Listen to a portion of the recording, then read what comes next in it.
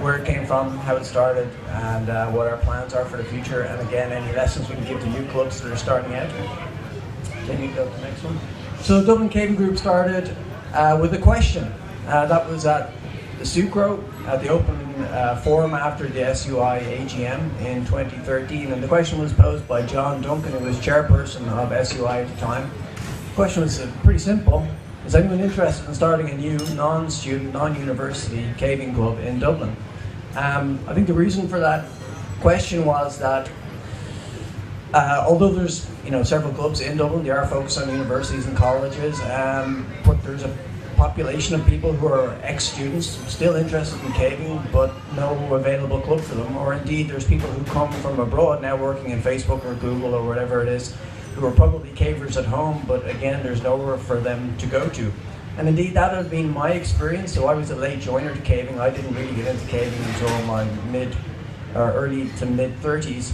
And when I started out, Dave Murta and the DID Club were very welcoming to me, allowed me to go on a few of their trips. But again, I wasn't a student, and you can feel a bit out of place sometimes. So when John Duncan posed that question at Sucro, I was right on. I thought, yeah, that's a great idea. I'm really willing to get involved in that.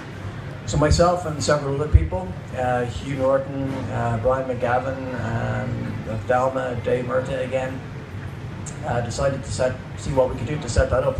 And with the support of John Duncan, we went ahead. Now we had our first meeting, I think it was in December of 2013, just planning out ideas for what we do with this new nascent club or whatever it would be. I can go on.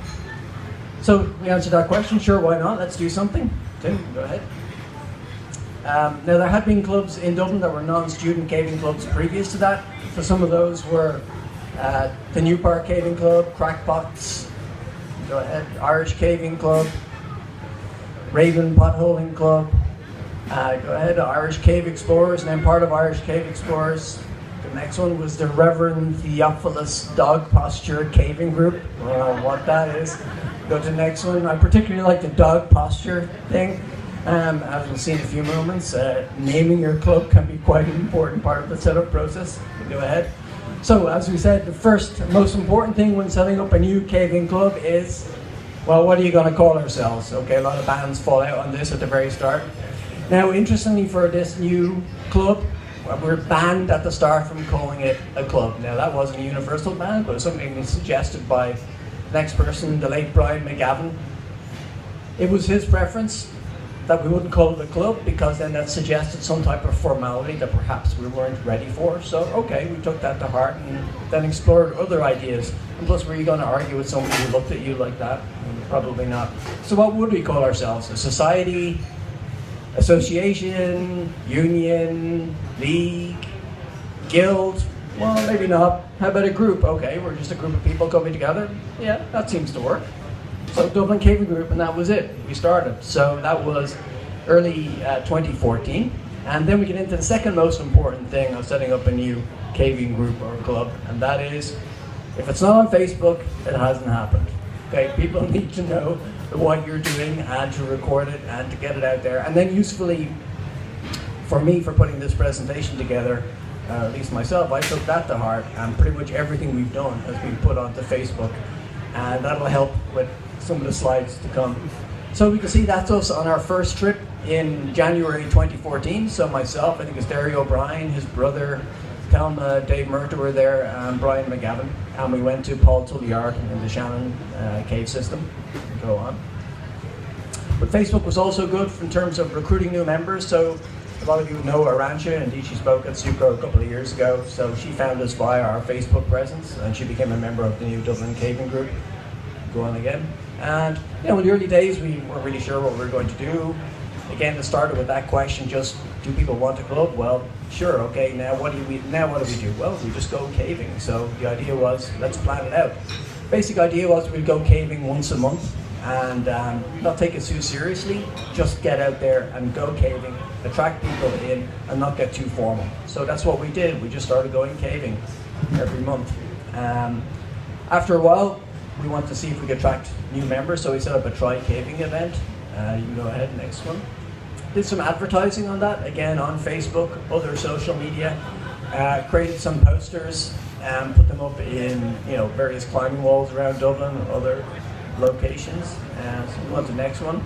We're trying to attract people in terms of the idea that caving is different. It's something that you're not used to. People are often very curious about caving.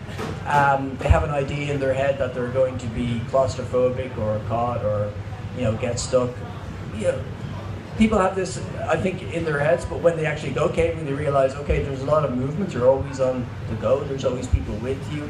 Yeah, okay, it's cramped and tight, but not always. You still get that sense of exploration and discovery pretty much when you go, well, for me at least, when you go to any cave, no matter how many people have been there before, if it's your first time for you, the cave is completely brand new. You can carry on. So that's just some of the posters that we used to advertise the event, and we got a lot of take-up in our first try caving. I mean, I guess we didn't really know how many people were going to turn up, but we had about like 25 people who came to our event in the Viper Club pub in Dublin, and of those I think about 20 odd actually came in our try caving event, and then with the cooperation of some people in UCD and then also here locally the Clare Caving Club, we came down to Clare for the day and did the event. So it was a great success. And you can go ahead. So that's a photograph from the event. That's a photograph just taken up the road. Of course, the main thing for us about running a try caving event or an introduction to caving is we're trying to attract and keep new members. So, 25 people came to our event in the pub, 20 people came on the trip itself. So how many people did we retain afterwards? 0. Okay. Matthew, so nobody came back. Matthew's actually in the audience. Who is? Matthew Salmon. Oh, who was okay. on that. Is that one then?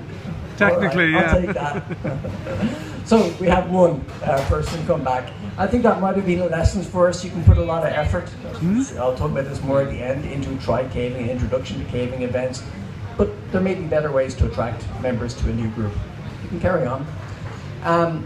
At that point, of course, one of our founding members, Brian McGavin, sadly passed away in 2016, and that was a bit of a blow to the club because certainly at the start, it was, many times we went away, it was just myself or Brian, or myself and Arantxa, or me and Brian and Arantxa. It was quite small numbers, and Brian was great for me again I was still quite a new caver then, and he introduced me to a lot of the caves, and it was great to use his knowledge in terms of expanding my own awareness and understanding where the caves are and what are good caves for beginners and what aren't such good caves. So it was a real blow when he sadly passed away.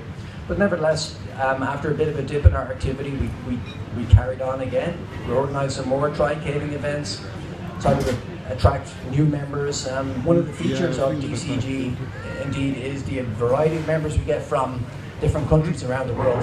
And this reaches back to that thing I mentioned, that there's people come here to work in various companies, and they have some experience or else have been climbers or hikers and are curious about caving. So we've had members, from Hungary, also Ukraine, South Africa. We have a new member from South Africa at the moment, the United States, France, Italy, pretty much all over.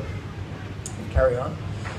Another thing about DCG is because we're not a student club, we don't really have access to the facilities that the students do, so we have to try and improvise our own training, and we don't have as much of a training schedule as the more formalized university clubs do.